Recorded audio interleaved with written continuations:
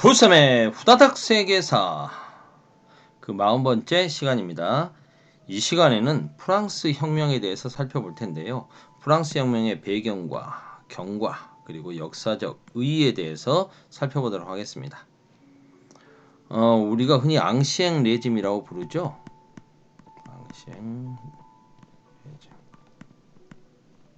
프랑스 혁명 이전의 구제도, 프랑스 혁명 이전의 사회체제를 앙시eng 레짐이라고 부르는데요. 1신분인 성직자와 2신분인 귀족이 전체 인구의 2% 정도밖에 안 되는데, 그들이 3신분, 전체 인구의 98%에 해당되는 3신분을 지배하면서 삽니다. 이들은 1, 2신분은 막대한 대토지를 소유하고 있고, 반면에 3신분은 과중한 세금에 시달리고 있었죠. 이러한 구제도의 모순을 해결하고자 하는 욕망이 강했는데요. 특히 시민계급 3신분 중에서도 상공업을 통해서 부를 축적하고 계몽사상을 받아들여서 모순을 타파하려는 열망이 아주 높았던 시민계급들은 이 구제도를 엎어버리려고 했습니다. 이게 바로 혁명의 배경이 된 거죠. 당시 프랑스 부르봉 왕조는 재정 위기 상태였습니다. 루이 14세 때부터 사치가 심했던 것도 있지만, 그게 이제 그대로 루이 16세 때로 이어진 것도 있지만, 미국 혁명, 미국의 독립전쟁을 지원해 주느라고 막대한 빚을 진 거죠. 미국은 프랑스에게 고맙다고 해야 되겠죠. 정확히 말하면 프랑스의 왕정에게 고맙다고 해야 되겠죠. 그래서 루이 16세는 좀 부족한 이 재정을 확보하려고 1신분, 2신분인 성직자와 귀족들에게 돈 좀 내주세요 라고 한 거죠. 그런데 그들은 그러려면 세금 거두려면 3부에 소집하세요 라고 내기 싫으니까 왕을 압박하려고 이렇게 했던 거죠. 그래서 루이 16세는 어쩔 수 없이 3부회를 소집합니다. 3신분 회의, 세금을 과세를 하기 위해서는 여기를 통과해야 된다는 거죠. 늘리려면. 그런데 이게 이제 3신분은 이게 이제 기회가 왔다. 자신들이 과도한 세금을 내고 있는데, 과중하게 세금 부담을 하고 있는데, 그렇다면 세금 낸 만큼 우리들의 목소리를 높여보자라고 했던 거죠. 3부회가 소집되자마자 그러한 주장들을 하게 되죠. 당시 표결 방식에 문제가 좀 있었습니다. 뭐냐면 신분별 투표였죠. 머릿수로 투표를 하는 게 아니라, 그래서 1신분 300명, 2신분 300명, 3신분 600명인데 투표는 신분별 한 표입니다. 그러니까 3대 3대 6 이렇게 이게 아니고 3대 3대 3이 되는 거죠. 그럼 뭘 해도 1, 2신분이 유리한 결정이 나올 수밖에 없죠. 그러면 이제 3신분은 머릿수별로 투표를 하게 해달라. 최소한 우리가 불리하진 않게 300대 300대 600 해서 1대 1대 1로 투표하게 해달라고 한 거 아니겠습니까? 한 사람마다. 신분별이 아니라 머릿수별로 1대 1대 1. 그러면은 이제 600대 600이 되는 거 아니겠습니까? 그런데 이제 당연히 1, 2신분이 반대해서 이게 무산되죠. 그러면 이제 이렇게 되니까 3신분의 시민 계급들은 이거 받아들일 수 없다. 우리는 이거 받아들일 때까지 별도의 의회를 만들어서 활동하겠다면서 국민의회를 조직한 겁니다. 베르사유 궁전의 테니스 코트에서 국민의회를 조직하고 우리는 물러나지 않겠다라고 이렇게 선언해버린 거죠. 이게 바로 테니스 코트의 서약입니다. 당연히 루이 16세는 이 국민의회를 탄압하려고 했죠. 군대를 동원해서 진압하려고 했습니다. 그런데 이제 여기에 이제 반발해서 사람들이 들고 일어나는 거죠. 파리 민중들이 자신들을 진압하려고 한다는 말을 듣고, 소문을 듣고 탄압의 상징이었던 바스티유 감옥을 습격해 버리는 겁니다. 그렇게 되자 이제 왕도 어쩔 수 없다. 그렇다면 좀 일단 모든 사람들을, 시민들을 다 자신들의 적으로 돌릴 수는 없지 않겠습니까? 그래서 이제 알겠다. 그러면은 너희들 말 들어줄게. 라고 이렇게 했던 거죠. 그래서 국민의회를 강제로 해산하려고 했던 시도를 중단하게 됩니다.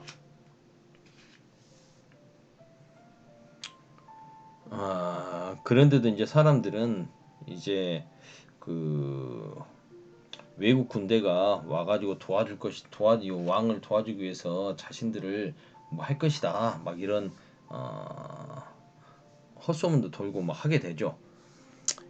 이렇게 하게 되니까 왕은 특히 이제 국민의회에서는 이 사람들의 마음도 좀 진정시키고 하기 위해서 드디어 그 유명한 프랑스 인권선언, 인간과 시민의 권리 선언이라고 하는 인권선언을 발표하게 됩니다. 미국의 독립선언문에 영향을 많이 받은 거죠. 그래서 이렇게 혁명이 일어나게 되는 겁니다. 왕은 안 되겠다. 이거 군대를 동원해서라도 이 국민의회를 해산하든지 해야지 안 되겠는 걸, 뭐 이런 생각을 할 거 아닙니까? 그러자 사람들이 다시 일어납니다. 다시 일어나가지고 루이 16세 베르사유 궁전에 있는 루이 16세를 파리로 그 데리고 오죠.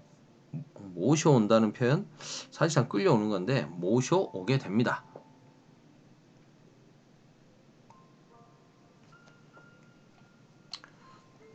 그러게 되니까 이제 결국 왕은 사람들에 의해서 파리로 옮겨졌지만 좀 불안하겠죠. 불안하니까 당시 이렇게 부인이었던 마리 앙뚜아네트가 오스트리아 황제의 누이 아닙니까? 오스트리아로 탈출하려고 시도를 하죠. 그러다가 이제 결국 잡힙니다. 체포되면서 이제 뭐야, 왕을 우리가 이렇게 존중해 줬더니 우리를 버리고 도망가려고 그래? 이거 왕 안 되겠네. 반감이 굉장히 커졌겠죠. 그래서 이제 국민의회에서는 자신들이 더욱더 더 권력을 갖는 입헌 군주제와 그 다음에 이제 그 재산권에 따라서 시민 계급에게 투표권을 더 주게 되는 제한 선거제를 규정한 헌법을 만들게 됩니다. 그리고 이제 헌법을 만들고 나서 자신들은 이제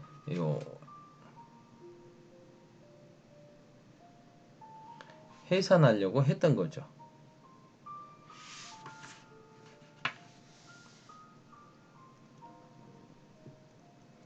그래서 결국 국민의회는 이제 새로운 헌법 만들어졌으니까 해산을 하게 됩니다. 그리고 새로운 헌법에 따라서 투표를 해서 새롭게 국회가 만들어지겠죠. 의회가 만들어질 거 아닙니까? 그래서 이걸 새로운 헌법이 만들어지고 나서 만들어진 의회다 해서 입법의회라고 부릅니다. 그런데 이 입법의회는 오래 가지 못합니다. 왜냐하면 이러한 프랑스 혁명이 주변에게 전파될까봐 이제 주변 나라들이 걱정을 하는 거죠. 그래서 그 나라들, 특히 프로이센과 주변의 강대국이었던 프로이센과 오스트리아가 긴장을 하게 됩니다. 그래서 이들은 지금 사실상 프랑스 시민들에게 억류돼 있는 프랑스 국왕 부부를 구하겠다라는 명분으로 또 동맹을 내세워서 프랑스 혁명 정부를 압박하려고 합니다. 그리고 이제 안에서도 그 왕당파 귀족들과 성직자들이 있을 거 아닙니까? 이들이 또 나라 밖으로 도망쳤던 귀족들도 있고, 이들이 이제 곳곳에서 반란을 일으키려고 합니다. 반란을 실제로 일으키기도 하고요.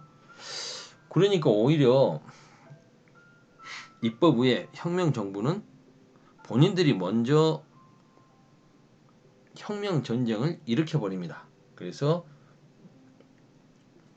오스트리아와 프로이센하고 전쟁을 시작해 버리죠. 얼핏 생각하면 지금 프랑스 혁명 정부가 두 강대국을 상대로 해서 이길 수 있을까라고 생각할지 모르겠지만 혁명 정부는 나름대로 생각이 있었던 거죠.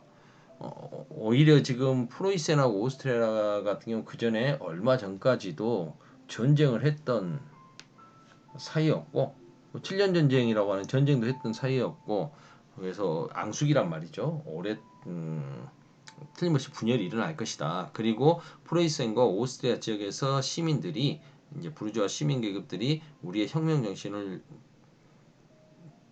배워서 오히려 그 나라 안에서 막 혁명을 일으킬 것이다 라고 생각을 했던 거죠. 그래서 자신들이 전쟁을 일으키면 승리할 수 있을 거라고 판단했던 겁니다. 그런데 막상 전쟁을 해보니까 프랑스군이 계속 져요.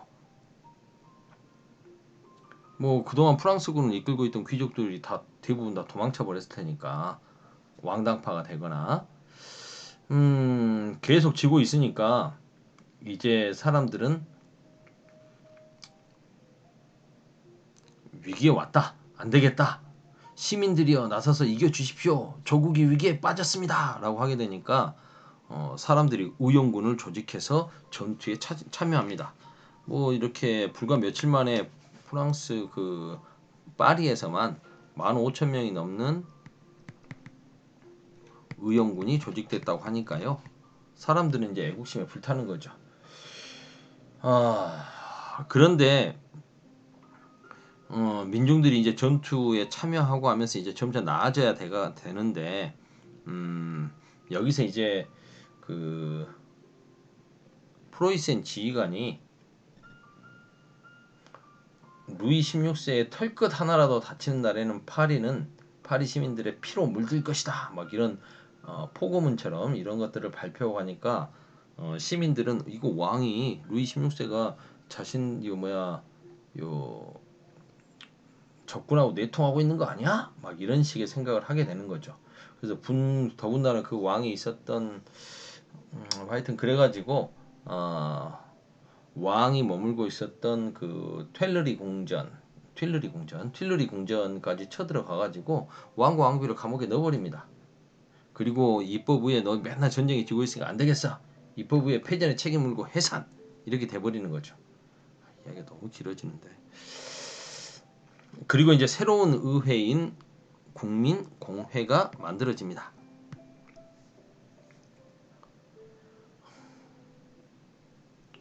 국민공회에는 급진파인 자코뱅당이 주도를 하고 있었는데요. 이러면서 이제 온건파 세력들은 점차 목소리를 잃어가게 되고요. 의용군들이 이렇게 계속 싸움을 하게 되니까 이제 점점 프랑스군대도 좀 승리를 거둬간 것도 있었고요. 그래서 이들은 이제 공화국을 선포해 버리고요. 이제부터 우린 공화정을 실시하겠다 이렇게 돼버린 거 아니겠습니까? 그래서 공화정을 선포하고 내통 혐의가 있는 루이 16세를 반혁명 혐의로 처형시켜 버립니다. 이러니까 이제 주변에 있는 나라들이 깜짝 놀라버린 거예요. 국가를 배반했다라는 이유로 루이 16세가 처형당하자 이런 비슷한 혁명이 자신들 나라에서 일어나면 자기들도 죽을 수 있겠네? 라고 생각이 된 거죠. 그래서 주변의 왕정 국가들이 대거 프랑스 혁명에 반대하는 대프랑스 동맹을 결성하게 되는 거죠. 당연히 프랑스는 다시 연전연패 늪에 빠지게 되고요. 뭐 방대라고 하는 프랑스 남서부는 아니고 그냥 프랑스 서부죠. 서부 지역에서 큰 반란이 일어나기도 합니다. 이런 분위기 속에서 이제 자코뱅의 지도자였던 로베스피에르가 국민공회를 완전히 장악하고 더욱더 개혁을 추진해 가죠. 그러게 되니까 이제 지롱두파는 완전히 숙청당했고요. 그리고 이제 이 자코뱅의 지도자 로베스피에르 같은 경우에 개혁 입법 헌법을 더 제정해서 아예 공화국으로 만들었을 뿐만 아니라 모든 프랑스 시민들에게 남성들에게 성인 남성들에게 투표권을 주는 보통 선거제 당시로서는 파격적인 계획을 추진합니다. 그리고 징병제, 의무교육 그리고 농민들에게 토지를 분배하고요. 최고 가격제를 시행합니다.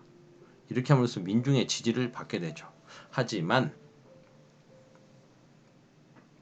뭐 혁명력이라고 하는 새로운 달력도 만들고요. 하지만 그 로베스피에르가 중심이 돼서 공안위원회에서 혁명재판소를 설치해서 반대되는 사람들을 무조건 다 로베스피에르 재판을 해서 처형해버립니다. 반혁명 세력을 처형해버리니까 사람들이 이제 너무 많이 죽이니까 공포정치 공포스럽게 느끼는 거죠. 뭐 1년 동안에 무려 그 재판받은 사람이 30만 명 가까이 재판을 받고요. 그 중에 17,000명? 17,000명 정도가 단두대 이슬로 사라져 버렸습니다. 뭐 그야말로 공포 정치죠. 거기에는 이제 그 마리 앙뚜아네트, 그 루이 16세의 왕비였던 마리 앙뚜아네트도 포함되어 있었습니다. 뭐 이렇게 해서 계속 사람들 죽여버리면 공포 정치 덕분에 과감히 개혁을 추진될 수 있었지만 뭐 물가는 잡히지도 않았고 전쟁은 계속되고 사람들은 죽어나가고 결국 사람들은 이제 불만이 터져 나가는 거죠. 그래서 1년 정도 지나서 결국 테르미도르라고 하는 것은 그 로베스피에르를 중심으로 했던 그 혁명 정부가 만들었던 달력입니다. 달력의 한 달이에요. 9월달. 뭐 11번째 달, 11번째 달이라고 합니다. 그래서 이 테르미도르라고 하는 달에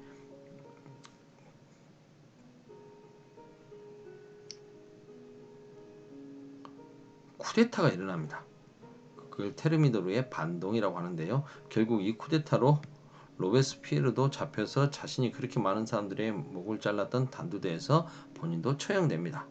그리고 나서 이제 결국 농민들에게 주려고 했던 여러 가지 계획들, 무료로 땅을 나눠주는 계획도 날라가 버리고, 그 다음에 그 보통 선거제 실시하려고 했던 것도 날라가 버리고 다시 제한적 선거제로 돌아갑니다. 그리고 왕당파와 귀족들과 같은 반혁명파도 다시 활동을 하게 되고요. 프랑스는 다시 혼란에 불어 빠져드는 거죠. 결국 이렇게 총재 정부가 구성돼서 공화제는 하되 제한적인 선거제로 실시한다. 뭐 이런 식으로 이제 다 잡혀 갑니다. 여전히 전쟁은 계속되고 있었고요. 그런데 이제 여기서 이런 혼란을 극복해줄 영웅이 한 명 출연하게 되는 거죠. 바로 나폴레옹입니다. 나폴레옹도 이야기할 게 많은데 벌써 시간이 18분입니다. 아무래도 이건 좀 둘로 나눠야 될 것 같아요. 41강과 40강과 41강으로 나눠서 하도록 하겠습니다. 일단 여기까지 할게요. 오늘은 여기까지 40강 끝!